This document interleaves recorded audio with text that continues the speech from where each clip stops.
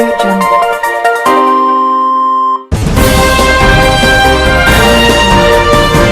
नमस्कार, मैं राजमोहन, आप देख रहे हैं मोर न्यूज में आपका स्वागत है। साथियों नमस्कार, मेरा नाम संजय मोर पत्रकार है। आज हम लेकर आए हैं इंदौर विधानसभा क्षेत्र क्रमांक 1 के मतदाताओं के सवाल, जो राहुल न्योरे जी मध्य प्रदेश कांग्रेस कमेटी के सचिव और असंगठित कामगार कांग्रेस के प्रदेश अध्यक्ष हैं। इनसे चर्चा करते हैं विधानसभा चुनाव में क्रमांक 1 से मतदाताओं ने जो प्रश्न हमें भेजे हैं उस विषय पर हम चर्चा करेंगे। राहुल जी, आप बताइए, राष्ट्र महासचिव कैलाश विजयवर्गीय को आने के बाद विधानसभा की क्या स्थिति है? नमस्कार साथियों, जैसा कि हम देख रहे हैं कि बीजेपी की लिस्ट घोषित हुई है। इंदौर में विधानसभा 1 की अगर आप बात कर रहे हैं संजय जी, जो जनता के सवाल आप लेकर आए, तो विधानसभा 1 में माननीय संजय शुक्ला जो विधायक है, उन्होंने इतने काम करे, पूरे 5 साल उन्होंने इतने काम करे कि जब रिपोर्ट ऊपर गई थी तो बीजेपी को कोई कैंडिडेट नहीं मिला यहाँ पर 1 नंबर विधानसभा में लड़ने के लिए। कोई उस लायक बीजेपी ने किसी को समझा ही नहीं कि क्षेत्र के जो सुदर्शन गुप्ता या कोई है, कोई टक्कर का भी कोई नहीं मान रही है, तो इसीलिए उनको जबरन कैलाश विजयवर्गीय को राष्ट्रीय महासचिव को वहां पर उतारना पड़ा। तो इस हिसाब से आप विधानसभा 1 की मजबूती का अंदाजा लगा सकते हैं कि राष्ट्रीय महासचिव किसी पार्टी का विधानसभा जो खुद ही घोषित करते थे कि हम 39 टिकट बांट रहे, हम ये बांट रहे, हम वो बांट रहे, वो लड़के का टिकट के लिए कर रहे थे, वो खुद अब गली गली में घूम रहे, जो बोलते थे कि हम हेलीकॉप्टर से प्रचार करेंगे, वो बाइकों पे आ गए। तो विधानसभा 1 की मजबूती और कांग्रेस की मजबूती, माननीय संजय शुक्ला की मजबूती का अंदाजा हम इसी बात से लगा सकते हैं। आने वाले चुनाव में संजय शुक्ला की 1 नंबर से क्या रणनीति रहेगी?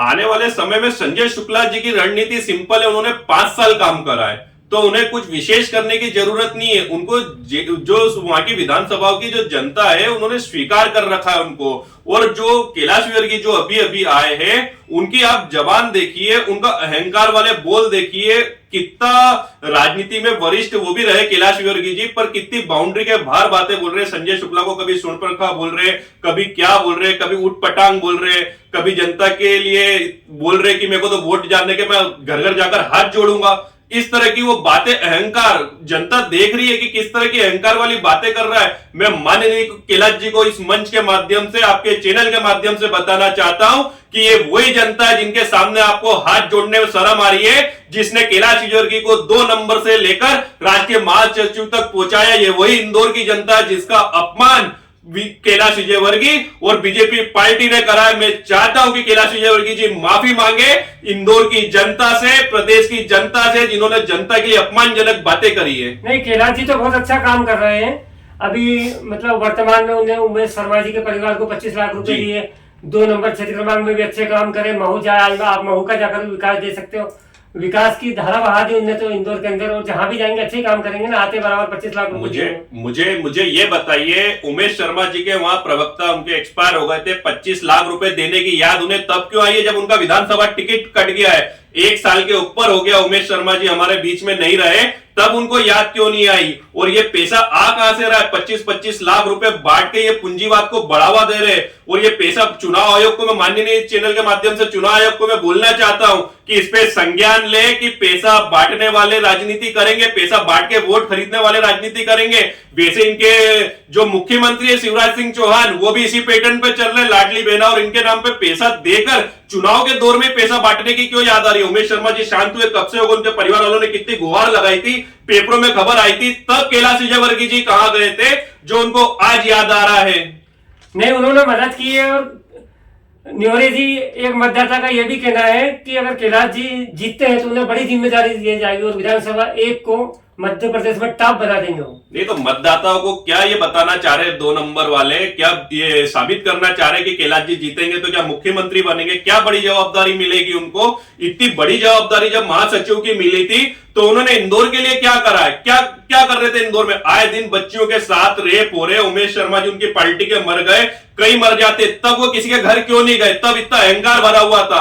आज उनको विधानसभा का टिकट मिल गया तो उनको क्षेत्र के लोकल नेताओं की याद आने लग गई है। उन्होंने कई कांटे बोए, उन्होंने कई चीजें करी है। उनके अहंकार वाले बोल उनको लेकर डूबेंगे। ऐसा नहीं है, विजयवर्गीय जी का कहना है सुपर नंबर 1 विधानसभा बनाएंगे। जैसे इंदौर नंबर 1 है, वैसे विधानसभा भी नंबर 1 होगी विकास कार्यों में। भोपाल के कार्य को जाया करेंगे सारे। कैलाश जी और इनकी सारी रणनीतियां सबको पता है। ये विधानसभा नंबर 1 बनेगी, चंदाखोरी में बनेगी, गुंडे बदमाशों में बनेगी, सारी चीजों को सबको मालूम है कि क्या होने वाला है। अगर ये जीतते तो क्षेत्र की जनता खुद समझदार है, सबने सब देख रखा है और सबको मालूम है कि आगे होगा क्या। कैलाश जी के लड़के जो आकाश विजयवर्गीय को जब 3 नंबर से टिकट मिला था, उन्होंने सिटी इंजीनियर को बेट से मारा था।